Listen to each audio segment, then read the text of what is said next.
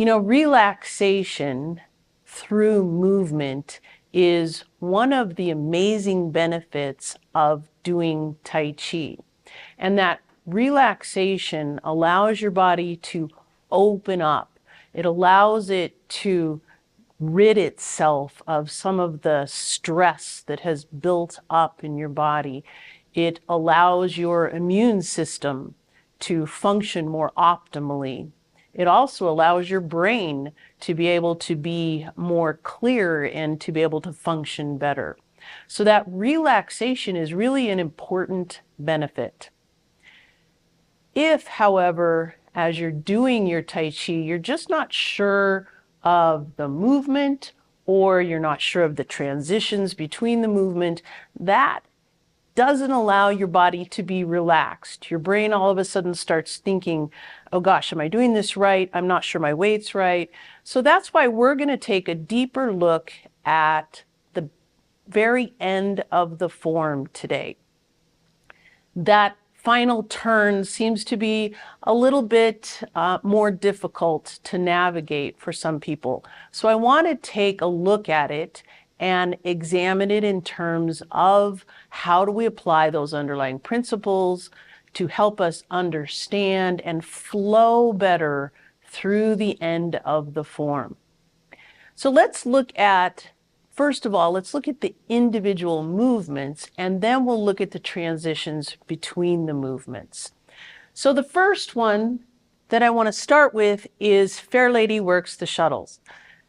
It's very similar to Brush Knee and Part the Wild Horse's Mane, which we worked on last week. If you think about holding the ball to the right, stepping out left, you're bringing up this left hand into a high block, and then pushing through with a punch to the face, possibly to the throat maybe.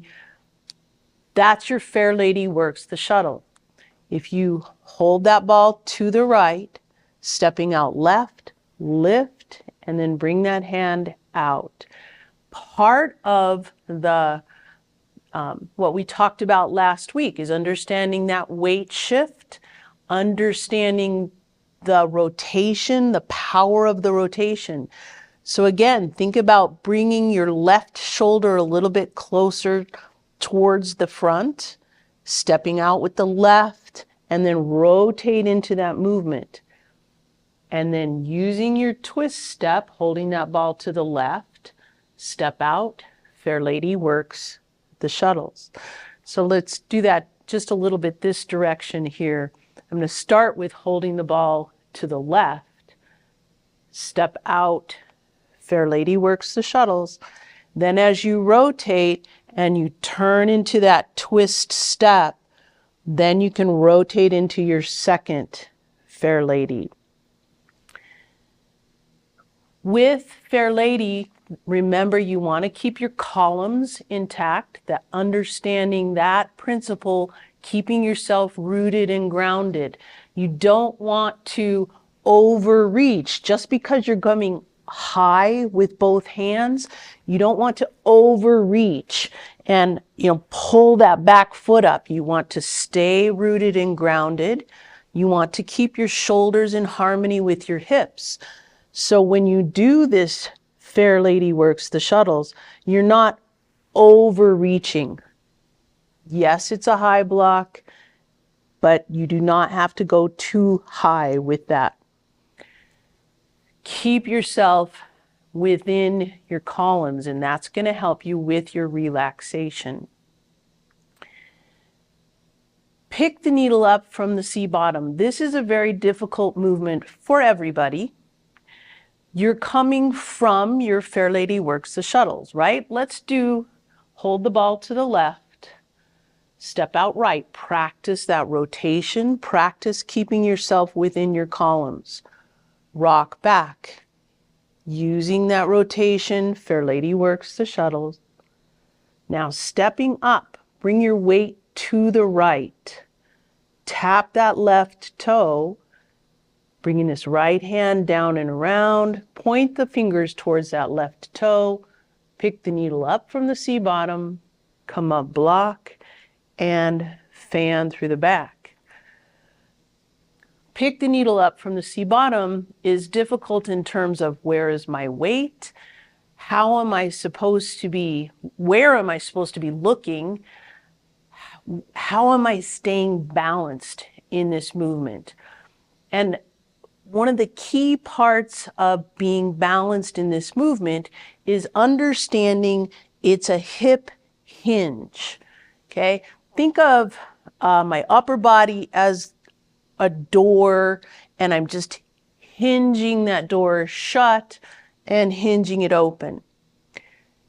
You're not actually picking something up off the ground. I don't want you to try to reach the ground. This is a bad position. The weight on that left foot should be very minimal. And if you can do this hip hinge, that's going to help keep you balanced, keeping your right leg the substantial leg. One of the things that you can do is come up against a wall. It doesn't need to be a mirror, it needs to be a wall. Put your right foot about 6-7 inches away from that wall. Make your left foot empty. Now try to hinge, and if you're really hinging and sticking your rear end backwards, your rear end is going to touch that wall. If you're not hinging, if you're just going forward, your rear end isn't going to be anywhere close to that wall, okay? So just practice that. Try that in your own home. Just put yourself about 6 inches, 7 inches away from the wall, hinge, and let your rear end touch the wall. Another thing you want to consider with your pick the needle up from the C bottom is the idea of where is my opponent? My opponent is not on the ground. I don't want to be looking at the ground. My opponent is in front of me. I want to keep my eye on my opponent as I come up and then fan through the back. So all of these pieces, understanding those underlying principles, are important in your pick the needle up from the C bottom. As you hinge back, you're allowing your dantian to move back to keep yourself in a balanced position. This is all important in keeping yourself balanced. You are keeping your columns intact. If you think of shoulders, a line through my shoulder, through my hip, I am keeping myself balanced because I'm moving that dantian back to counterbalance, keeping my head suspended as if from the crown of my head. That keeps me in a balanced position. Whereas if I just lean over, I'm no longer in a balanced position. So let's try that. Fair Lady works the shuttle again. Holding the ball to the left, stepping out right. Fair Lady works the shuttles. Using that twist step, choose to step down. Fair Lady works the shuttles. Step up, shift the weight to the right. Understand that right foot is substantial, the left is insubstantial. Pointing those right fingers towards that left toe, hinge, then come up. Left is still insubstantial here, but then as you fan through the back, then the weight shifts forward. Your dantian comes over that base of support through that fan through the back. Deflect, intercept, and punch. It seems like a simple move. It's not really all that complicated, but thinking about it in terms of the underlying principles, how can we improve it? Think about your columns. As you bring your weight over to the left, your left hand is open and your right hand is in a fist. Your dantian needs to be over that base of support, that left side. So you want to turn slightly, letting that right shoulder be a little bit forward. Then you're going to step out with that rotation into deflect. Then you're going to rotate even more as you step up. Right leg is now substantial, left leg is completely insubstantial. And then you're going to turn into this punch. Remember, rotation is power. If you're examining your own deflect, intercept, and punch, and you're not rotating, you're just stepping forward and punching, there's not a lot of power in that. Focus on where's my central column, how do I rotate and bring power into that punch. Practice keeping your shoulders level as you rotate, stepping into that punch. Your weight shift is also very important. Weight is on your left, hands are at your left hip. You're going to step out, deflect, then the weight comes onto that right. Your left foot is completely empty because then it's going to step forward into that punch. Okay, deflect, intercept, and punch. We want to think about as you think about your rotation, think about a little flashlight going across the room. Let's do that one again. The flashlight is now kind of on this diagonal here. I'm stepping out. It's moving across the room all the way over to this other corner. Then it allows me to come straight into my opponent.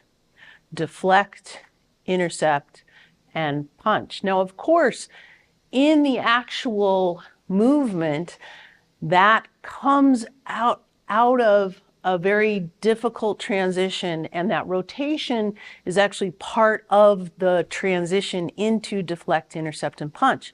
We're going to work on that. Don't worry about that. Pushing chi is the next movement, and I'm actually going to save pushing chi for another episode. So that's a little teaser for you. Return the tiger to the mountain coming out of pushing chi. We're doing our pushing chi facing left, pushing chi. The weight is on this left foot. That allows that right foot, that insubstantial leg, to lift and step back just a touch as you turn. Then you bring your weight to the right, centering your weight, but it's moving over to the left as you rise up. That allows that right foot to slide in slightly, and then you can close. So returning the tiger to the mountain, in terms of underlying principles, your weight shift is very important. It's also important to think about your columns, because if you are doing your pushing chi, returning the tiger to the mountain, and you're bending over like this to return the tiger, if I turn just slightly this way, returning the tiger this way is just like picking the needle up from the sea bottom like this. It's not a good position. You're not balanced. You want to return the tiger to the mountain, keeping your shoulders in harmony with your hips. There's no reason for you to lean over and touch the floor. Keep your shoulders above your hips and return the tiger to the mountain. Okay? So now let's look at the transitions in that sequence. Let's start with our Fair Lady Works, the shuttle. We've just come out of, and I'm sorry I have to turn my back to the camera, but that's because this is the way we're going in the form. We've just come out of a pheasant stands left. You step down left, bring your weight over to the left and holding the ball to the left. Then you step out. Fair Lady Works the shuttle. Rocking back, thinking about your substantial and insubstantial. Fair Lady Works the shuttle. Stepping up, bring your weight to the right. Tap that left toe, pick the needle up from the sea bottom. Remember thinking about your hinge. Come up block, fan through the back. Now remember that weight comes forward onto that left. Here's that final turn that gets confusing to some people. My weight's on the left. That allows my right leg to be a little bit empty. I lift as I turn over my right shoulder. Now my weight's on my right. Then I bring my weight back to the left to begin my deflect, intercept, and punch. Thinking about my columns, keeping myself straight. Here's what I was talking about with that coming into deflect. Your rotation is part of the transition. You're turning all the way a full 90 degrees. So as your weight is on that left, if you step out narrow, you're not going to be in a good position. You're not going to be rooted and grounded. You're not going to be stable. If I turn this direction here, and if I step narrow, that's not a good deflect, intercept, and punch. So as you're here with your starting of the deflect, intercept, and punch, think about stepping wide into that motion. Let there be a good channel so that you can be rooted and grounded and stable. So let's go back to Fair Lady Works the Shuttle. You've just come from a left pheasant stance, step down left, bring your weight to the left, step out right. Fair Lady Works the Shuttle. Rocking back, bring your weight to the right, step out left. Fair Lady Works the Shuttle. Step up right to left. The right leg is substantial, the left is insubstantial. Pick the needle up from the C bottom, come up block, fan through the back. Left is now substantial. Let that right foot just adjust slightly as you turn. Now I've got my weight on the right. Then I bring my weight back to the left and I step out wide, deflect. Weight's now coming onto my right. Intercept, left is completely empty, and punch. Pushing chi. Now my weight's on that left. I can adjust this right leg again to come into my return the tiger. Weight's on the right, keeping my shoulders above my hips, bringing my weight to my left, and then centering before I close. Let's do that turn again. I'm going to go from pick the needle up from the C bottom.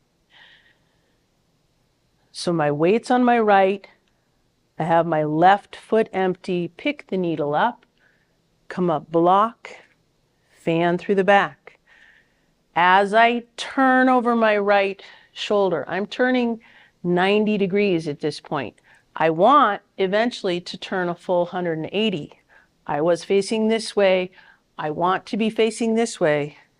But there's a transition of facing just to the back, just that 90 degrees first. So pick the needle up from the C bottom, come up block, fan through the back. Turning, bring your weight to the right, just 90 degrees, you've turned.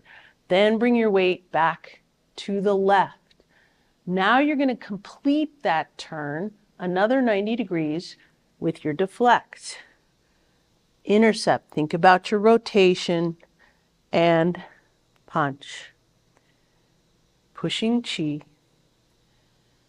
Then bringing that right foot over, return the tiger to the mountain, and close. Let's do it one more time. And think about where is my weight, and that's going to help you flow. Remember the continuous movement, the principle of continuous movement, that flow.